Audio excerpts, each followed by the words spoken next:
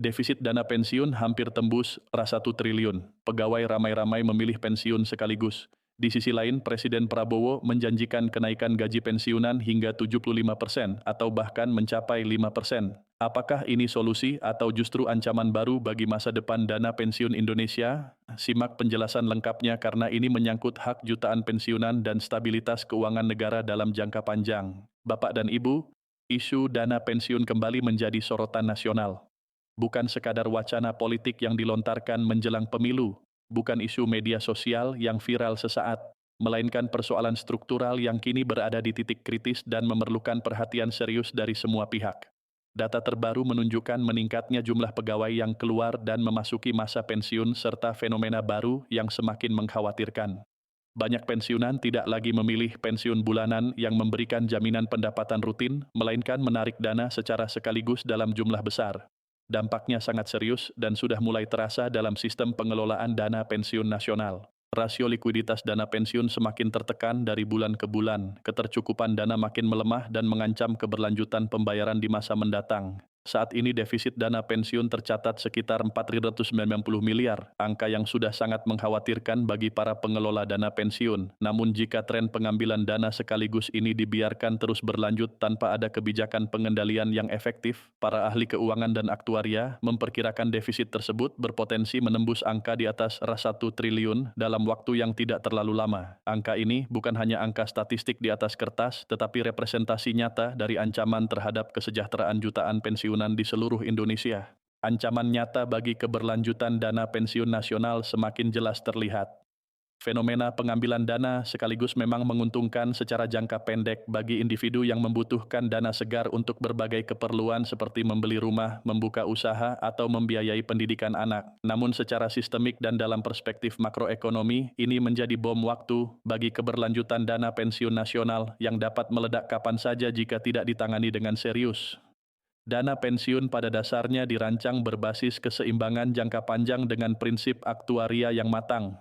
Sistem ini bergantung pada aliran dana masuk dari iuran pegawai aktif dan hasil investasi yang kemudian dialokasikan untuk membayar pensiun bulanan para pensiunan. Ketika arus keluar lebih besar dari pemasukan, maka yang terjadi adalah tekanan likuiditas yang sangat berat, penurunan kemampuan bayar yang drastis, dan risiko defisit permanen yang dapat menghancurkan seluruh sistem. Inilah yang saat ini mulai dirasakan oleh berbagai lembaga pengelola dana pensiun di Indonesia. Persoalan ini menjadi semakin kompleks ketika kita melihat proyeksi demografis Indonesia. Jumlah pensiunan akan terus meningkat seiring dengan struktur usia pegawai negeri sipil dan karyawan BUMN yang sebagian besar sudah memasuki usia menjelang pensiun. Dalam 5 tahun ke depan, diperkirakan akan ada gelombang besar pensiunan dari generasi yang masuk bekerja pada era tahun 1980-an dan 1990-an. Jika sistem dana pensiun sudah mengalami tekanan sejak sekarang, bagaimana sistem ini akan mampu menopang beban yang jauh lebih besar di masa mendatang? Pertanyaan ini harus dijawab dengan kebijakan yang konkret dan terukur, bukan hanya janji-janji politik yang terdengar manis di telinga, namun tidak didukung oleh perhitungan fiskal yang matang. Di tengah situasi yang mengkhawatirkan ini, Presiden Prabowo Subianto menyampaikan komitmen penting yang menuai beragam respons dari berbagai kalangan, yaitu kenaikan gaji pensiunan hingga 75% dari gaji terakhir. Jika kebijakan ini direalisasikan sesuai dengan yang dijanjikan, maka akan terjadi perubahan signifikan dalam struktur penghasilan pensiunan. Gaji pensiunan yang semula berada di kisaran tertentu berpotensi meningkat menjadi sekitar Rp1.099 atau bahkan lebih tergantung golongan dan masa pengabdian masing-masing pegawai. Namun pertanyaannya adalah, dari mana sumber pendanaan untuk kenaikan ini? Apakah APBN mampu menanggung beban tambahan ini tanpa mengorbankan program-program pembangunan lainnya? Catatan penting dari Persatuan Pensiunan Indonesia menyebutkan bahwa kenaikan ini diharapkan berlaku surut minimal sejak awal tahun 2025 dan dituangkan secara resmi melalui peraturan pemerintah atau keputusan presiden yang memiliki kekuatan hukum mengikat. Penerapan retroaktif ini tentu akan menambah beban fiskal yang harus ditanggung pemerintah karena harus membayar selisih kenaikan untuk beberapa bulan sebelumnya. Namun dari perspektif keadilan, pensiunan yang telah mengabdi puluhan tahun memang layak mendapatkan apresiasi yang setimpal dengan pengabdian mereka. Mari kita lihat simulasi gaji pensiun untuk golongan tertinggi sebagai gambaran konkret. Untuk ASN golongan EVE dengan masa pengabdian 32 tahun, gaji pokok berdasarkan PP 44 tahun 2024 adalah Rp7.1 1984. Jika skema kenaikan diterapkan secara penuh, total gaji pensiun bisa mencapai 6,6 juta hingga 6,7 juta sebagai take home pay yang diterima setiap bulan. Sementara itu, untuk hakim junior atau pejabat eselon tertentu, kenaikan dapat terjadi dari sekitar 5,1 juta menjadi 6,3 juta lebih.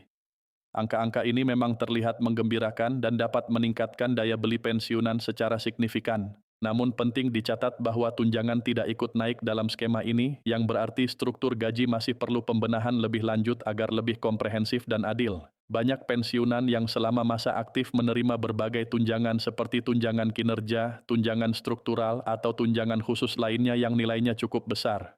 Ketika memasuki masa pensiun, hilangnya tunjangan-tunjangan ini dapat menyebabkan penurunan pendapatan yang drastis meskipun gaji pokok pensiun sudah dinaikkan. Oleh karena itu, reformasi sistem pensiun harus melihat secara holistik bukan hanya gaji pokok tetapi juga komponen-komponen lain yang mempengaruhi kesejahteraan pensiunan. Peran strategis Persatuan Pensiunan Indonesia dalam memperjuangkan hak-hak pensiunan tidak dapat diabaikan. Konferensi Kerja Nasional Persatuan Pensiunan Indonesia yang digelar pada 4-7 Desember 2024 di Jakarta menjadi momentum penting untuk menyuarakan aspirasi dan tuntutan pensiunan dari seluruh Indonesia. Acara yang dihadiri 150 perwakilan dari seluruh daerah ini menunjukkan betapa luasnya jaringan dan solidaritas pensiunan dalam memperjuangkan hak-hak mereka. Rakernas ini bukan sekadar pertemuan rutin organisasi, melainkan forum strategis untuk merumuskan langkah-langkah konkret dalam memperbaiki nasib pensiunan. Rakernas ini dibuka langsung oleh Menteri Koordinator Pembangunan Manusia dan Kebudayaan Pratikno sebagai utusan resmi Presiden Prabowo Subianto. Kehadiran pejabat setingkat Menko menunjukkan keseriusan pemerintah dalam merespons isu pensiunan. Pesan utama pemerintah yang disampaikan sangat jelas dan tegas, yaitu pensiunan bukan beban negara, melainkan mereka adalah aset bangsa yang telah memberikan kontribusi berharga selama puluhan tahun. Paradigma ini penting untuk mengubah cara pandang masyarakat dan pemerintah terhadap pensiunan yang selama ini sering dianggap sebagai kelompok yang tidak produktif dan hanya menjadi beban APBN. Ketua Umum PPI Profesor Dr. Suradinata menegaskan bahwa PPI menjadi wadah pemberdayaan pensiunan yang tidak hanya fokus pada tuntutan kenaikan gaji tetapi juga pada bagaimana pensiunan dapat tetap produktif dan berkontribusi kepada bangsa. Selaras dengan visi besar Astacita yang dicanangkan pemerintahan Prabowo, PPI mendorong agar pensiunan tetap aktif terlibat dalam berbagai kegiatan sosial, ekonomi, dan pembangunan. Banyak pensiunan yang masih memiliki keahlian, pengalaman, dan jaringan yang sangat berharga yang dapat dimanfaatkan untuk mentoring generasi muda, konsultasi kebijakan, atau bahkan terlibat dalam kegiatan kewirausahaan. Tuntutan utama yang muncul dari Rakernas PPI mencerminkan persoalan konkret yang dihadapi pensiunan sehari-hari. Rakernas PPI menghasilkan beberapa tuntutan penting yang harus segera ditindaklanjuti oleh pemerintah. Pertama adalah perbaikan layanan kesehatan khususnya dalam skema BPJS Kesehatan. Pensiunan sering diposisikan tidak prioritas dalam pelayanan kesehatan padahal mayoritas pensiunan berusia di atas 60 tahun dan memiliki berbagai penyakit degeneratif yang memerlukan perawatan intensif dan berkelanjutan. Keluhan tentang sulitnya mendapatkan rujukan, lamanya antrian, keterbatasan obat-obatan, dan kualitas pelayanan yang kurang memuaskan sering terdengar dari para pensiunan. Kedua adalah penyediaan fasilitas ramah lansia di daerah-daerah. Infrastruktur kesehatan dan akses layanan publik di banyak daerah masih belum ramah lansia. Tidak tersedianya jalur khusus, kursi roda, toilet yang mudah diakses, atau petugas yang terlatih melayani lansia menjadi kendala yang sering dihadapi. Pemerintah daerah perlu didorong untuk lebih serius membangun infrastruktur yang inklusif bagi kelompok lansia termasuk pensiunan. Ketiga adalah keadilan dalam kenaikan pensiun. ASN, TNI, Polri, dan karyawan BUMN harus mendapatkan kenaikan yang mengikuti perkembangan ekonomi nasional dan inflasi. Tidak adil jika gaji pegawai aktif naik setiap tahun, sementara pensiunan tetap menerima jumlah yang sama selama bertahun-tahun. Daya beli pensiunan akan terus tergerus oleh inflasi jika tidak ada penyesuaian berkala yang memadai. Pesan yang disampaikan dalam Rakernas sangat tegas dan menyentuh. Pengabdian pensiunan tidak pernah berhenti meskipun mereka sudah tidak lagi aktif bekerja. Kontribusi mereka dalam membangun bangsa selama puluhan tahun tidak dapat dinilai dengan uang semata. Oleh karena itu, negara tidak boleh berhenti memperhatikan mereka. Pensiun yang layak bukan hadiah atau belas kasihan, tetapi hak yang telah diperoleh melalui pengabdian panjang dan kerja keras. Dalam kaitan dengan sektor kesehatan nasional yang menjadi perhatian utama pensiunan, pernyataan Presiden Prabowo dalam kesempatan terpisah memberikan gambaran tentang visi besar pemerintah. Presiden Prabowo menegaskan bahwa kesehatan dan pendidikan adalah inti dari kesejahteraan masyarakat. Demokrasi sejati hanya dapat terwujud bila rakyat sehat dan terdidik, karena hanya rakyat yang sehat dan terdidik yang dapat berpartisipasi aktif dalam pembangunan dan mengambil keputusan yang rasional untuk masa depan bangsa. Data yang disampaikan Presiden cukup mengejutkan. Indonesia saat ini kekurangan sekitar 70.000 dokter spesialis dan kekurangan sekitar 100.000 tenaga medis secara keseluruhan jika dibandingkan dengan standar ideal yang direkomendasikan WHO. Kekurangan ini menyebabkan rasio dokter terhadap penduduk masih jauh dari memadai, terutama di daerah-daerah terpencil dan perbatasan. Untuk mengatasi masalah ini, pemerintah menargetkan pembangunan 500 rumah sakit berkualitas tinggi di setiap kabupaten agar pelayanan kesehatan dapat lebih merata dan mudah diakses oleh seluruh lapisan masyarakat termasuk pensiunan. Selain itu, pemerintah berencana mendirikan 30 fakultas kedokteran baru di berbagai universitas dan menambah ratusan program studi kedokteran dan spesialis untuk meningkatkan produksi tenaga medis dalam negeri. Program ini memerlukan waktu panjang karena pendidikan dokter memakan waktu minimal 7 tahun untuk dokter umum dan lebih lama lagi untuk spesialis. Namun investasi ini mutlak diperlukan untuk memastikan Indonesia memiliki sistem kesehatan yang kuat dan mandiri di masa depan. Semua ini saling berkaitan dalam satu ekosistem kesejahteraan nasional. Peningkatan kesejahteraan pensiunan, perbaikan layanan kesehatan, alokasi anggaran negara, dan masa depan kesejahteraan nasional adalah bagian dari satu puzzle besar yang harus disusun dengan hati-hati dan strategis. Keputusan menaikkan gaji pensiunan akan berdampak pada APBN. APBN yang tertekan akan mempengaruhi alokasi untuk sektor kesehatan dan pendidikan. Pelayanan kesehatan yang buruk akan membuat pensiunan menderita. Semuanya terhubung dalam lingkaran yang kompleks. Isu dana pensiun hari ini bukan hanya tentang angka di atas kertas atau statistik keuangan yang diperdebatkan oleh para ekonom dan aktuaris. Ini tentang keadilan bagi mereka yang telah mengabdi, keberlanjutan sistem yang harus dijaga untuk generasi mendatang, dan penghormatan terhadap pengabdian puluhan tahun yang telah diberikan oleh para pegawai negeri, anggota TNI dan Polri, serta karyawan BUMN. Kenaikan gaji pensiunan adalah harapan yang sah dan layak diperjuangkan. Namun tanpa reformasi menyeluruh dalam tata kelola dana pensiun, perbaikan sistem investasi dana pensiun, pengendalian pengambilan dana sekaligus, dan penguatan basis pendanaan, harapan itu bisa berubah menjadi krisis yang lebih besar. Pemerintah harus segera mengambil langkah-langkah konkret. Pertama, melakukan audit menyeluruh terhadap kondisi dana pensiun saat ini untuk mendapatkan gambaran akurat tentang kesehatan keuangan dana pensiun.